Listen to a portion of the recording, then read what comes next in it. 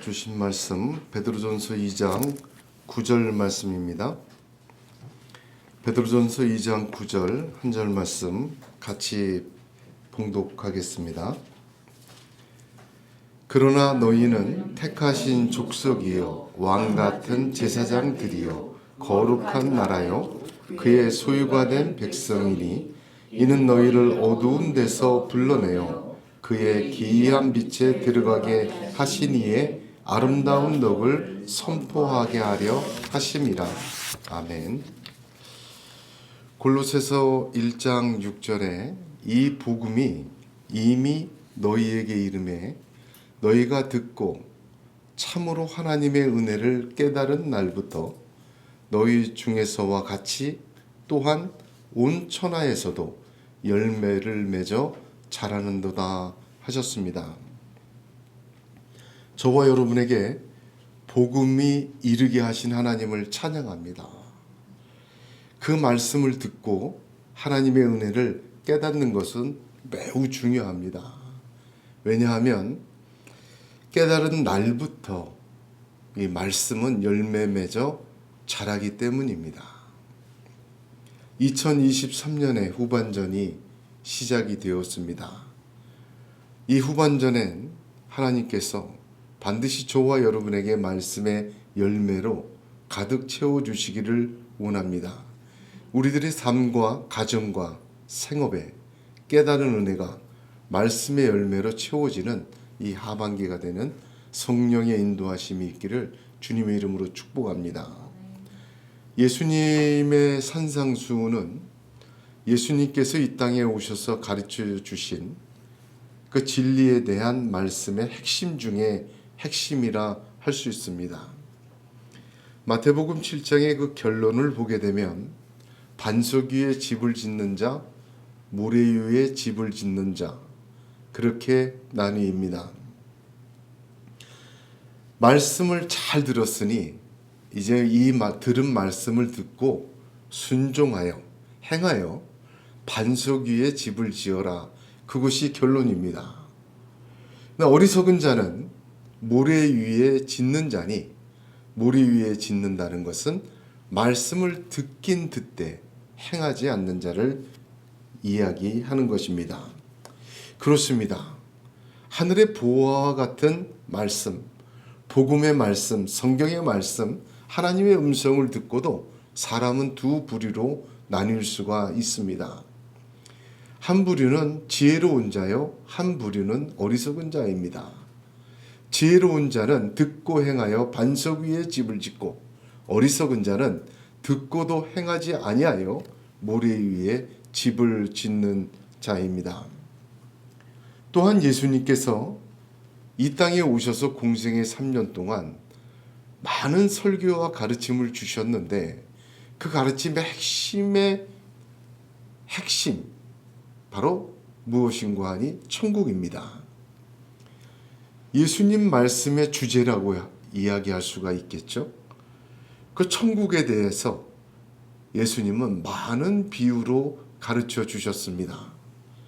그런데 그 여러 비유 중에 마가복음 4장을 보게 되면 또 가라사대 너희가 이 비유를 알지 못할진대 어떻게 모든 비유를 알겠느냐 하시면서 씨 뿌리는 자의 비유를 가르쳐 주셨습니다.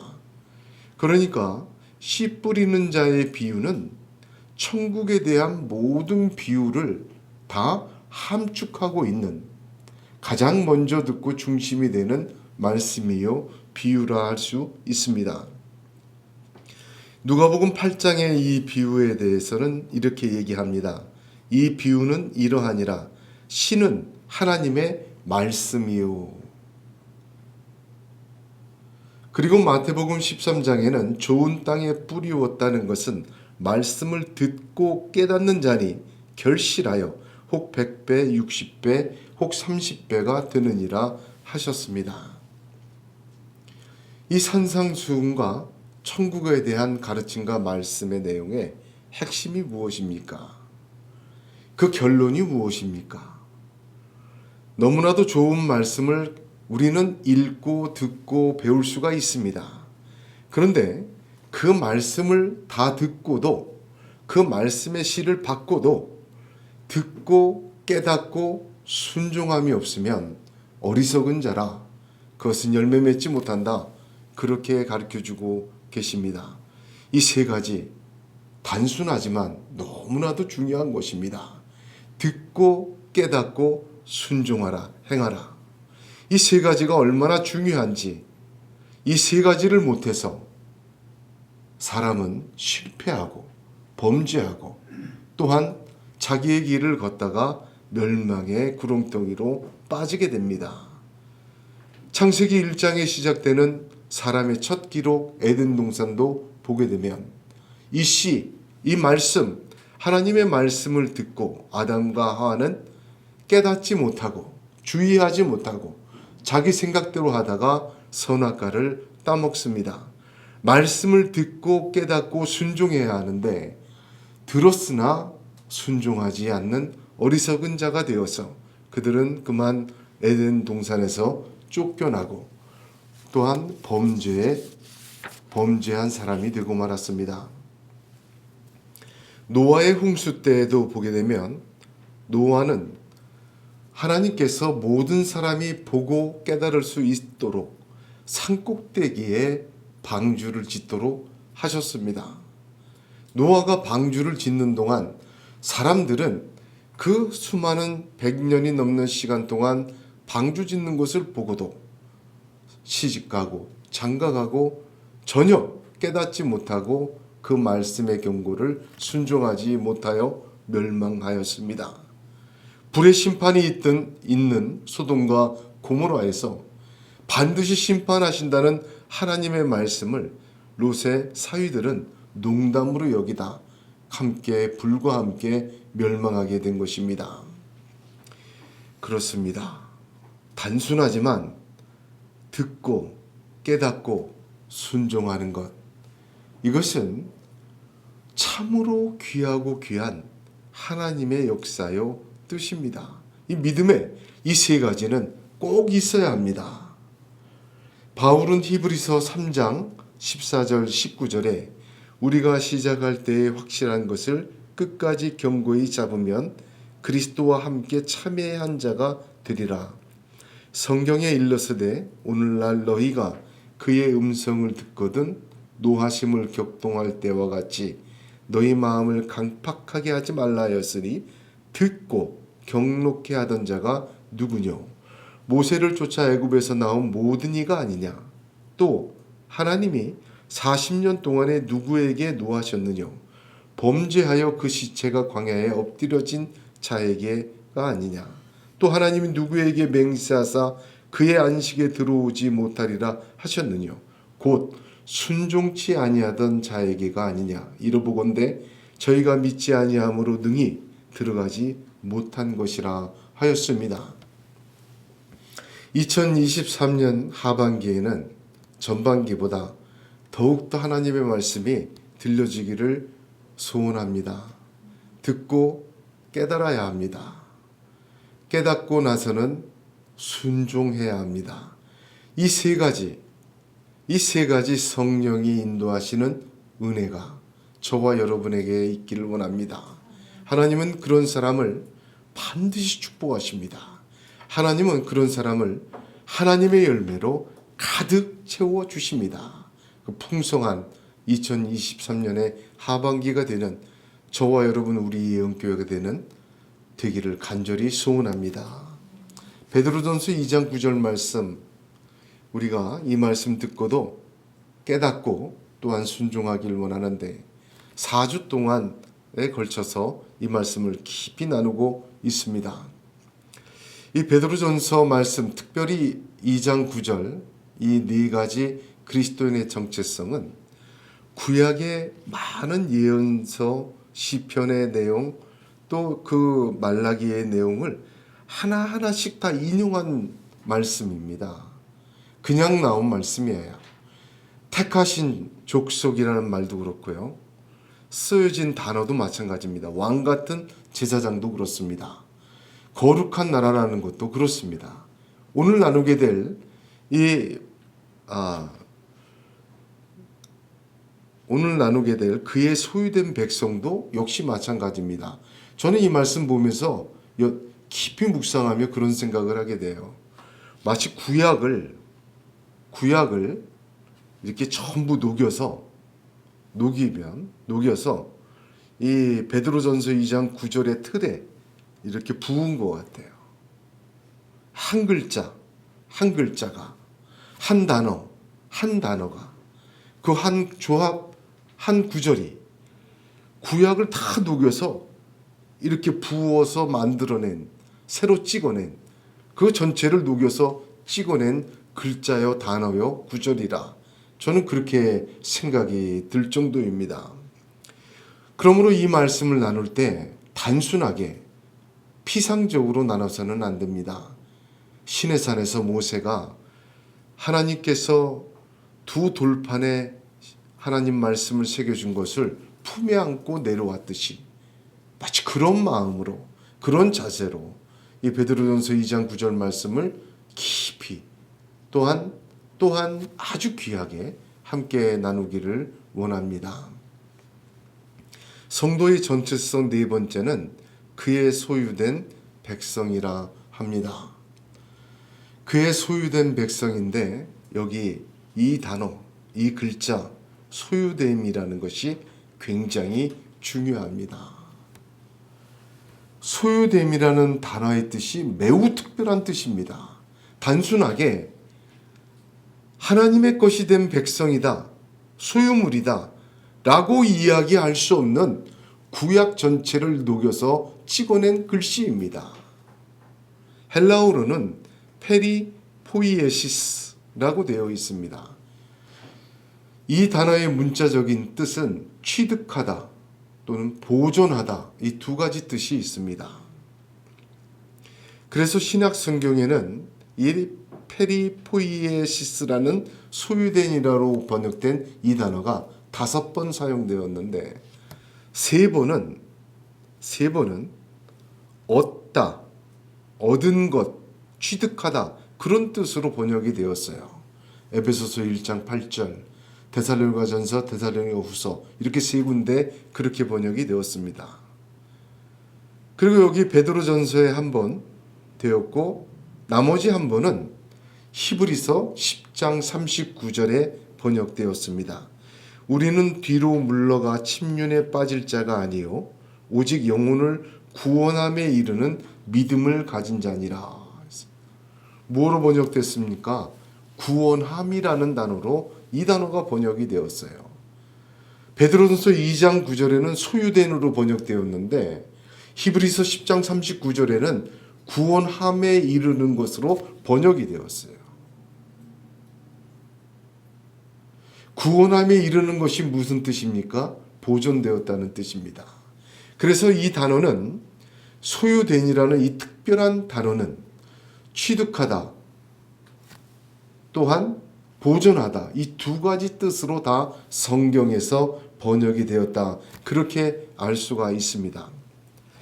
소유된의 뜻이 문자적이든 성경의 번역 용례이든 두 가지 뜻인 것은 분명합니다. 그래서 성도를 향하여 그의 취득된 백성 또 성도를 향하여 그가 보존하시는 백성 이 두 가지로 소유된 백성이라는 말을 이해할 수가 있습니다. 특별히 제가 이 단어 중요하다고 했죠. 이 단어 페리포이에시스인데 포이에라는 단어가 굉장히 중요한 단어입니다. 페리는 전치사인데 이 포이에라는 단어가 무슨 뜻이냐면 창조하다 그 뜻입니다. 전혀 연결이 안 되죠. 연결하기 어렵죠. 그러나 하나님의 창조적인 행위를 표현할 때 포이에라는 단어를 써요. 그러면 이 단어가 무슨 뜻인지 이제 분명해집니다. 하나님께서 취득하신 건 새 창조의 행위입니다. 하나님께서 우리를 보존하시는 것은 하나님의 창조적 능력으로 역사하시는 역사입니다. 그러므로 소유된이란 의미는 하나님의 새 창조적 일하심으로 취득된 얻어진 백성이다. 그의 소유된 백성이란 또 하나의 의미는 그 창조적 능력으로 뜻을 이루어 열매를 완전히 맺을 때까지 일하시고 역사하여 보존하시는 것을 의미합니다. 이 단어에 대한 정확한 두 가지의 의미입니다. 성도를 오늘 본문에서는 그의 소유된 백성이라 하였습니다. 단순한 무리를 의미하지 않습니다. 저와 여러분은 하나님의 새로운 창조의 능력으로 역사하셔서 하나님께로는 얻어진 자입니다. 하나님이 취득한 자예요. 거저 지나가다가 데려온 자가 아닙니다. 우리는 만세전에 나를 택하시고 하나님이 우리를 취득한 자예요.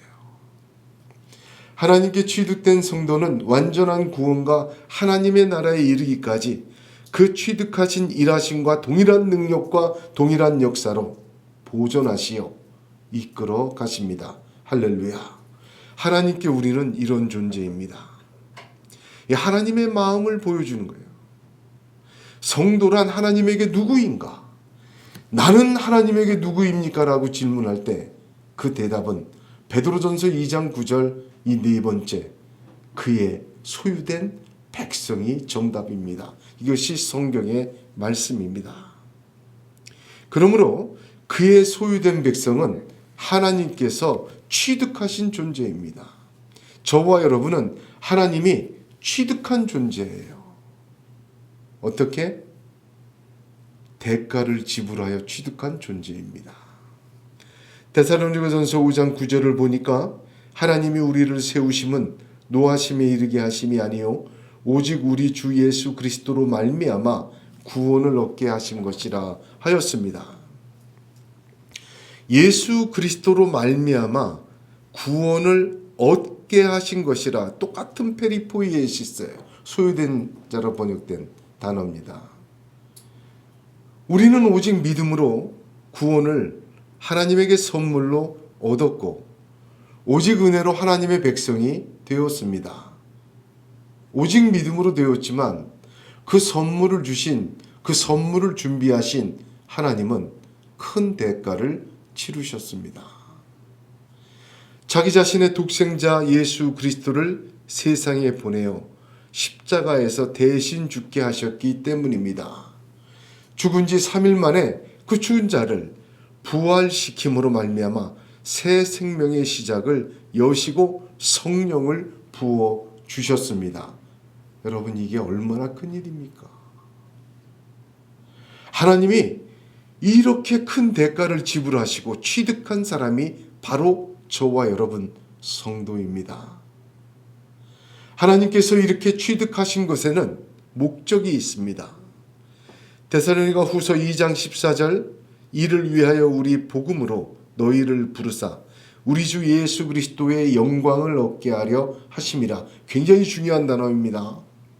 오늘은요, 이 복음의 진리를 깨닫는 날이에요. 아, 내게 이루어진 구원이 이런 거고 내가 하나님에게 이런 존재구나 깨닫기를 간절히 소원합니다. 주 예수 그리스도의 영광을 얻게 하려 하심이라. 이게 무슨 말입니까?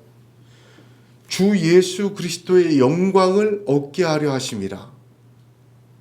여러분, 이것은 무슨 뜻이냐면 하나님께서 독생자 예수 그리스도를 이 땅에 보내주셔서 십자가에서 대속의 죽음을 주셨을 뿐만 아니라 3일 만에 부활하게 하심으로 하나님께서는 예수 그리스도를 영광을 얻었다 하셨어요.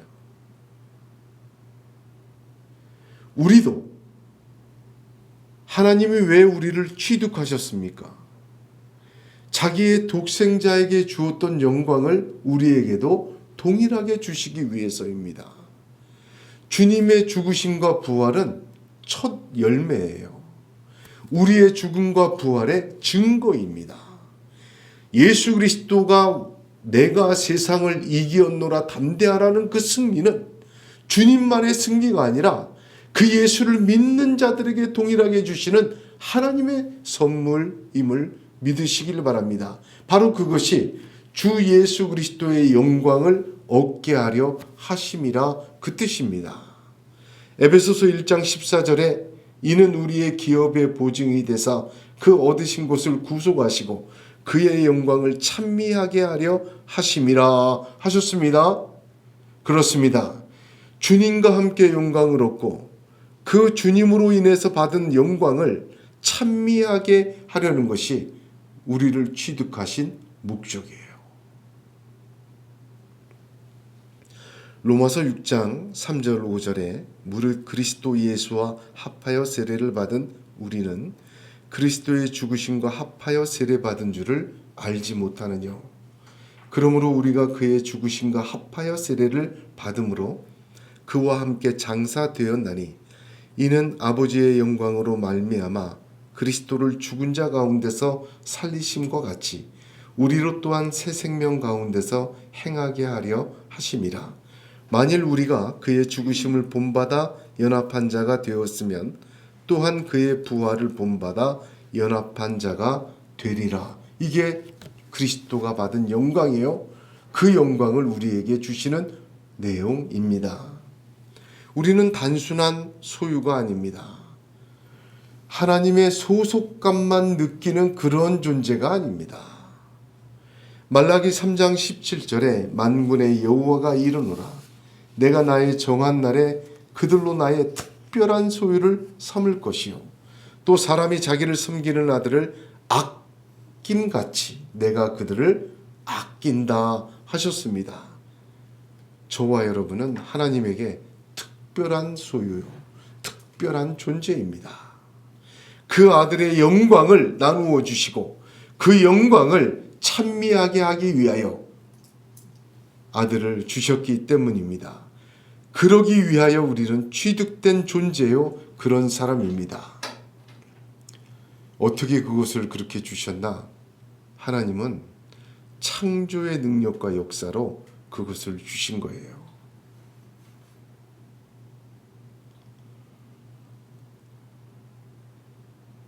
단순히 저와 여러분에게 주시고 잊어버리신 게 아니라 천국과 영생이라는 더 큰 선물로 열매 맺도록 같은 능력으로 우리를 보존하고 계십니다. 하나님의 관리 대상이에요, 우리가. 이걸 알아야 됩니다. 하나님이 우리를 취득하셨을 때 어마어마한 대가를 지불하셨어요. 그 예수 그리스도를 십자가에 죽이고 부활하시고 승천하시며 보여주신 모든 그 영광을 우리에게도 나눠주시려고 어마어마한 창조의 능력으로 일하시고 대가를 지불하셨어요. 그러므로 성도는, 저와 여러분은 하나님의 보존 대상이요 관리 대상이에요. 히브리서 2장 3절 4절에 우리가 이같이 큰 구원을 등한히 여기면 어찌 피하리요. 이 구원은 처음에 주로 말씀하신 바요 들은 자들이 우리에게 확증한 바니 하나님도 표적들과 기사들과 여러 가지 능력과 및 자기 뜻을 따라 성령에 나눠주신 것으로서 저희와 함께 증거하셨느니라 하였습니다. 이 증거를 나누게 하신 하나님을 찬양합니다. 히브리서 1장 5절엔 그래서 하나님께서 어느 때의 천사 중에 누구에게 네가 내 아들이라 오늘날 내가 너를 낳았다 하셨으며 또다시 나는 그에게 아버지가 되고 그는 내게 아들이 되리라 하셨느뇨 하셨습니다. 하나님은 우리를 예수 그리스도를 통하여 새로 나게 하셨고 하나님은 우리를 그 놀라우신 대가를 지불하심으로 그 영광을 주시기 위하여 취득하셨습니다. 그 하나님 우리를 그 귀한 존재로 관리하고 보존하시는 것입니다. 사도행전 27장을 보게 되면 거기에 사도 바울이 아주 배를 타고 로마로 향하다가 고생한 이야기가 나옵니다. 사도행전 전체가 28장인데 27장 한 장 전체를 배 타고 로마로 압송되어 가다가 난파당하는 생명의 위협에 받는 일을 기록하고 있습니다. 얼마나 중요한 이야기인지 모릅니다. 죄수의 신분으로 바울이 로마로 압송되어 갈 때 탄 배는 알렉산드리아 배라 그렇게 기록이 되어 있습니다.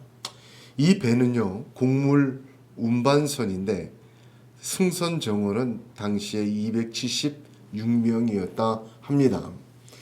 그 276명이 배를 타고 가는데 그만 유라굴로라는 광풍을 만나서 난파를 당하는데 그 사공들이 어찌하다 더할 수가 없어서 배의 기구까지 다 버렸습니다. 배의 기구까지 다 버리고 여러 날 동안 해와 별이 보이지 아니하고 큰 풍랑이 그대로 있음에 구원의 여망이 다 없어졌더라. 빛 하나 없이 광풍에 물려다니며 일말의 희망도 없이 이제는 꼼짝없이 다 죽는 지경까지 가게 되었습니다. 배의 기구까지 다 버리고 표류하던 중에 바울이 이렇게 그들에게 이야기를 합니다. 내가 너희를 권하노니 이제는 안심하라. 너희 중 생명에는 아무 손상이 없겠고 오직 백분이리라. 나의 속한 바 곧 나의 섬기는 하나님의 사자가 어젯밤 내 곁에 서서 말하되 바울아 두려워 말라. 내가 가이사 앞에 서야 하겠고 또 하나님께서 너와 함께 행선하는 자를 다 내게 주셨다 하였으니 그러므로 여러분이여 안심하라. 나는 내게 말씀하신 그대로 되리라고 하나님을 믿노라 하였습니다. 그리고 모두 생명을 건집니다. 그 배를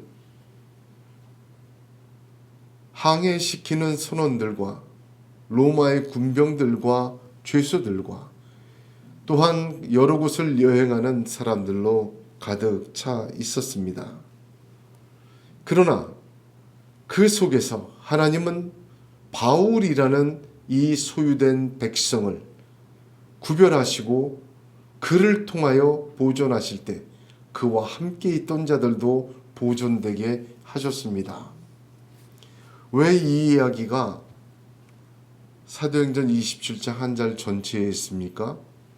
사도행전은 28장으로 끝나는데 그 맨 마지막이 이렇게 끝납니다. 바울이 온 이태를 자기 셋집에 유하며 자기에게 오는 사람을 다 영접하고 담대히 하나님 나라를 전파하며 주 예수 그리스도께 관한 것을 가르치되 그 많은 사람이 없었더라. 왜 금하지 않았겠습니까? 사도행전 27장 때문에 28장 마지막 단어가 기록될 수 있었어요. 그 많은 사람이 없었더라. 왜? 이 함께 배에 타고 있다가 이 살아난 사람들, 함께 로마에 도착한 275명의 이 사람들이 이 사건을 증언하기 시작합니다.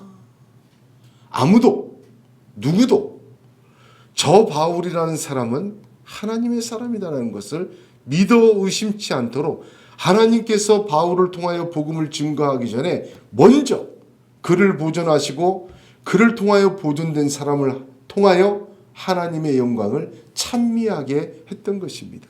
그래서 바울은 2년 동안 죄수의 신분이었지만 그가 복음 전하는 것을 로마에서 누구도 금할 수가 없게 하셨던 것입니다.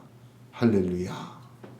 하나님께 속한 자는 하나님이 보존하시며 그 당하는 모든 역사로 하나님의 뜻을 이루어 가심을 믿으시길 바랍니다. 제가 생각해 보니까 그의 소유된 백성이 하나님이 엄청난 대가를 주고 목적을 가지고 취득한 존재예요.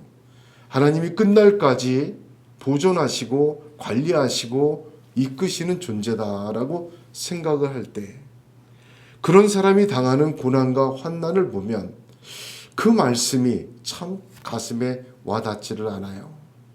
그러나 이 사도행전 27장의 바울의 예를 한번 꼭 봐야 합니다. 여러분, 그 믿음을 가지고, 이 깨달음을 가지고, 나는 하나님께 이러한 존재라는 깨달음과 믿음과 성경의 증거를 가지고 어려움을 당하던, 기쁨을 당하던, 또한 좌절을 겪던, 넘어지던, 일어서든 간에 이 믿음으로 하나님 앞에서 살아가시기를 축복합니다. 넘어진 것도 하나님이 사용하시고 쓰러진 것도 하나님이 일으켜 세우십니다. 하나님은 그 우리를 살리시고 구원하신 그 창조적 능력으로 우리를 보존하시고 또한 이끄시고 우리에 당한 모든 것을 통하여 하나님의 놀라운 열매를 맺어가시고 우리를 보존하시는 하나님이십니다. 우리 주님께서는 요한복음 6장 39절에 나를 보내신 이의 뜻을 행하려 함이라. 나를 보내신 이의 뜻은 내게 주신 자 중에 내가 하나도 잃어버리지 아니하고 마지막 날에 다시 살리는 이것이니라 하였습니다. 그리고 부활하신 주님은 이렇게 중보하십니다. 요한복음 17장 15절에 내가 비옵는 것은 저희를 세상에서 데려가시기를 위함이 아니요 오직 악에 빠지지 않게 보존하시기를 위함이니이다 하였습니다. 우리의 주님이 그 목적으로 오셨고 그 뜻을 이루어 가고 계시며 또한 부활하신 주님은 우리를 위하여 보존되기를 중보하고 계심을 믿으시길 바랍니다. 그래서 우리를 어두운 데서 불러내어 하나님의 기이한 빛 가운데 들어가게 하셨습니다.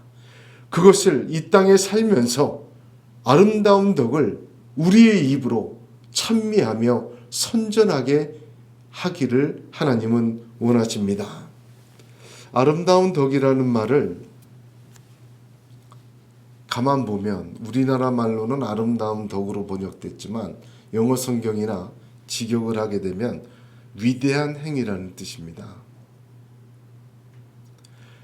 그의 소유된 백성으로 나를 위해 주 예수 그리스도를 보내시고 그를 십자가에서 죽으시고 그를 부활시키시며 나를 취득하신 하나님, 그 그리스도의 영광을 나눠주시고 그 영광을 찬미하게 하기 위하여 똑같은 은혜를 주시려고 나를 취득하신 하나님은 그 동일한 능력과 역사로 우리를 보존하시고 이 땅에 살면서 어떠한 일을 당하든 하나님은 우리를 보존하사 어두운 데서 기이한 빛으로 옮기시고 그 아름다운 위대한 행위를 선전하게 만드시는 하나님이십니다. 할렐루야. 저와 여러분의 삶이 입술이 아니라 삶이 그 선전의 삶이 되시기를 축복합니다. 먼저 믿어야 돼요. 먼저 이 말씀을 들어야 돼요. 이 들은 말씀을 가슴에 새겨야 합니다.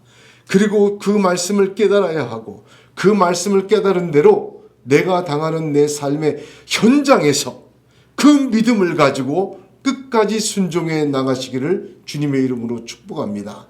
바로 그 성도 한 사람 때문에 하나님은 그 난파된 알렉산드리아 배를 구하시고 그 성도 한 사람 바울 때문에 바울의 복음을 증거하고 선정케 하기 위하여 나머지 275명을 먼저 앞선 길로 증거하게 삼는 하나님이신 줄로 믿으시기를 바랍니다. 오늘 우리가 환난과 고난을 많이 겪습니다. 이 편지를 받는 당시의 성도들도 환난과 고난, 불시험을 겪고 있습니다. 그럼에도 불구하고 믿음 약해지지 말아라. 너는 그의 소유된 백성이다. 하나님은 너를 취득하셨고 너를 통하여 보존하고 계신다. 너희가 그런 믿음으로 순종하며 그 믿음으로 나아갈 때 하나님은 그리스도의 영광을 나누어 주시고 그리스도의 그 능력을 찬미케 하시며 그리스도의 그 아름다운 위대한 행위를 선전하게 만드신다. 그렇게 오늘 말씀을 주고 있습니다. 사랑하는 성도 여러분, 2023년을 절반을 살았습니다. 나머지 절반을 앞두고 저와 여러분이 참으로 이 어려움 많고 힘들고 고통스러운 세상을 또한 당하는 모든 것을 어떠한 자세와 믿음으로 살아나가야 하겠습니까? 하나님의 위대한 행위는 우리를 구원하실 뿐만 아니라 우리를 보존하시고, 우리를 보존하실 뿐만 아니라 우리를 통하여 하나님의 놀라운 일을 전하는 선전하는 역사로 사용하고 계십니다. 그 믿음대로 순종하시기를 바랍니다. 그 듣고 깨닫고 순종할 때 하나님은 하나님의 놀라운 열매로 저와 여러분의 2023년 하반기를 풍성한 열매로 채워주실 줄로 믿습니다. 하나님은 그러한 믿음으로, 그러한 소망으로 사는 자에게 구별하시고 하나님의 놀라우신 창조의 역사를 이루어 가시며, 그런 사람들을 통하여 하나님의 위대한 사랑을 드러내시는 것입니다. 이것이 저와 여러분의 힘과 믿음 되기를 주님의 이름으로 축복합니다. 그 믿음 가지고 승리하시는 저와 여러분이 되는 하나님의 역사가 있기를 주 예수의 이름으로 축복합니다. 기도하겠습니다.